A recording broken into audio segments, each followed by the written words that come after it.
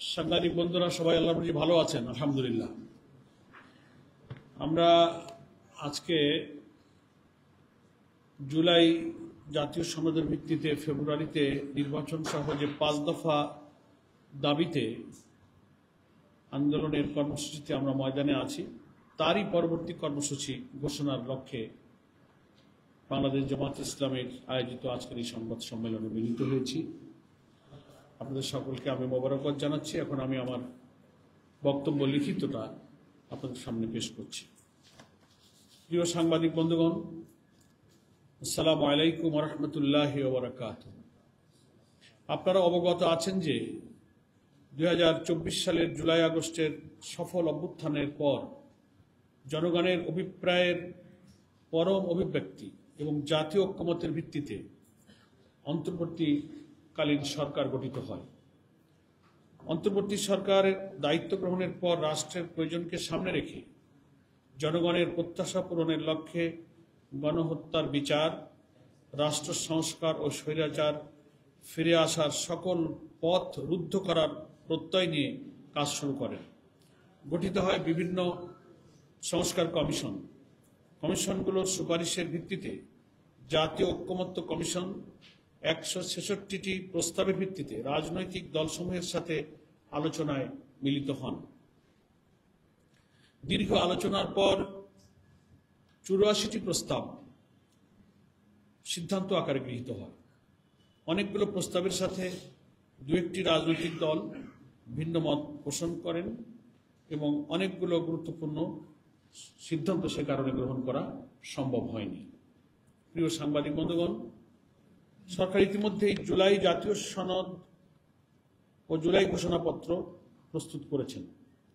দেশের একটি বৃহৎ রাজনৈতিক দল হিসেবে বাংলাদেশ জামাত ইসলামী জুলাই জাতীয় ঘোষণাপত্র ও জুলাই সনদের প্রয়োজনীয় সংশোধনী সহ তাদের পরামর্শ সরকারের নিকট উপস্থাপন করেছেন। জামাত ইসলামী বরাবরই জুলাই জাতীয় সনদকে আইনগত ভিত্তি দেওয়ার বিষয়ে জোরালো ভূমিকা পালন করে আসছে। জাতির ক্রান্তি লগ্নে ডক্ট্রিন অফ নেসেসিটি হিসাবে অতীতের বিভিন্ন নজির ও উদাহরণ তুলে ধরে জুলাই জাতীয় সনদের আইনগত ভিত্তির বিষয়ে জামাত ইসলামীর অবস্থান বারবার ব্যক্ত করেছে। এই লক্ষ্যে জুলাই জাতীয় সনদের আইনগত ভিত্তি দেওয়ার জন্য আইন ও সংবিধান বিশেষজ্ঞদের মতামতের ভিত্তিতে জামাত ইসলামী ইতিমধ্যেই সরকারের কাছে সুনির্দিষ্ট 2টি প্রস্তাব পেশ করেছে। প্রথমত, জুলাই জাতীয় সনদের জন্য সংবিধান আদেশ জারি করা। দ্বিতীয়ত, এই সনদের অধিকতর আইনি ভিত্তি দেওয়ার জন্য নির্বাচনের পূর্বেই গণভোট প্রদান করে জুলাই সনদ বাস্তবায়ন করা। আইনগত প্রদান ব্যতীত ছাত্র জনতার রক্তের বিনিময়ে অর্জিত অভ্যুত্থান ও তার অর্জন ব্যর্থতায় পর্যবসিত হতে পারে বলে আমরা মনে করি। প্রিয় সাংবাদিক বন্ধুগণ, ইতিমধ্যেই জাতীয় সংসদের নির্বাচনের রোডম্যাপ নির্ধারণ করা হয়েছে। আমরা ঘোষিত রোডম্যাপ অনুযায়ী অবাধ, সুষ্ঠু, নিরপেক্ষ ও ভয়ভীতিমুক্ত গ্রহণযোগ্য নির্বাচনের লক্ষ্যে প্রয়োজনীয় পদক্ষেপ গ্রহণের আহ্বান জানিয়ে আসছি। আমাদের অতীত অভিজ্ঞতা অনুযায়ী কালো টাকার ব্যবহার বন্ধ, ভোট কেন্দ্র দখল, পেশিশক্তি প্রদর্শন ও ভোটের বিভিন্ন অনিয়ম ও অবতৎপরতা বন্ধ, কোয়ালিটি সম্পন্ন পার্লামেন্ট এবং দক্ষ আইন প্রণেতা তৈরি সহ প্রতিটি ভোট মূল্যায়নের লক্ষ্যে পিআর পদ্ধতিতে নির্বাচনের জন্য জোর দাবি জানিয়ে আসছি। বাংলাদেশের অধিকাংশ রাজনৈতিক দল, বুদ্ধিজীবী, সাংবাদিক, কলামিস্ট, লেখক, গবেষক, শিক্ষাবিদ ও নানা শ্রেণী পেশার মানুষ পিআর পদ্ধতিতে নির্বাচনের দাবির সাথে একমত পোষণ করেছেন। প্রিয় সাংবাদিক বন্ধুগণ, আমরা লক্ষ্য করছি জনগণের দাবিসমূহ কার্যকর করার কোনো পদক্ষেপ গ্রহণ করা হচ্ছে না। এমত অবস্থায় জুলাই সনদের ভিত্তিতে আগামী ফেব্রুয়ারিতে অবাধ, সুষ্ঠু ও গ্রহণযোগ্য নির্বাচন এবং জনগণের ভোটাধিকার প্রতিষ্ঠার মাধ্যমে বাংলাদেশকে একটি ন্যায়ভিত্তিক ও ও জবাবদিহিতামূলক গণতান্ত্রিক রাষ্ট্ররূপে গড়ে তোলার লক্ষ্যে বাংলাদেশ জামাত ইসলামীর পক্ষ থেকে গত 15ই সেপ্টেম্বর আন্দোলনের 5 দফা গণদাবি জাতির সামনে তুলে ধরা হয়েছিল। সে দাবিগুলোর মধ্যে যে 5টি দফা ছিল সবই আপনারা জানেন, তবু আমি একটু পুনরায় স্মরণ করছি। পয়লা দফাতে ছিল জুলাই সনদের আইনি ভিত্তি প্রদান করা। দ্বিতীয় ছিল প্রপোর্শনাল রিপ্রেজেন্টেশন বা পিআর পদ্ধতিতে লোয়ার এবং আপার হাউজেই আমরা নির্বাচনের দাবি করেছি।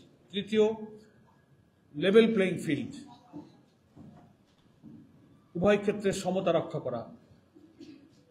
চতুর্থ ছিল নির্বাচনের পূর্বেই মানবতা বিরোধী এবং ঘৃণ্য অপরাধে যারা অপরাধী, এই জুলাই আন্দোলনে যারা নৃশংসতা দেখিয়েছে তাদের ব্যাপারে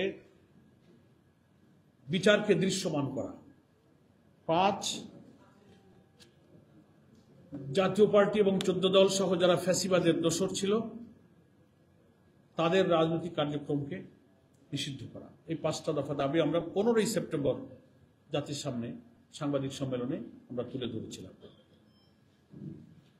একই সাথে গণ আন্দোলন গড়ে তোলার জন্য 3 দিনের কর্মসূচি ঘোষণা করা হয়েছে। বাংলাদেশ জামাত ইসলামী সহ বিভিন্ন রাজনৈতিক দল ঘোষিত কর্মসূচিতে সারা দেশে বিপুল সংখ্যক জনগণ অংশগ্রহণ করেছে। এই জন্য আমরা দেশবাসীকে আন্তরিক ধন্যবাদ এবং কৃতজ্ঞতা জানাচ্ছি এবং ঢাকা সহ সারা দেশে সাংবাদিক বন্ধুরাও আমাদের এই 5 দফা ভিত্তিক আন্দোলনে প্রত্যেকটি স্তরে যে সহযোগিতা এবং সংবাদ পরিবেশন করে আমাদের এই আন্দোলনে সাহায্য করেছেন তাদেরকে আমরা আন্তরিকভাবে ধন্যবাদ জানাচ্ছি। প্রিয় সাংবাদিক বন্ধুগণ, আজ আমরা দায়িত্বহীনভাবে বলতে চাই, আমাদের 5 দফা গণদাবি ইতিমধ্যেই জনগণের কাছে যৌক্তিক ও গ্রহণযোগ্য হয়েছে। তাই দেশের জনগণ এ দাবির প্রতি ব্যাপক সমর্থন দিয়ে রাজপথে আন্দোলনে সামিল হয়েছে।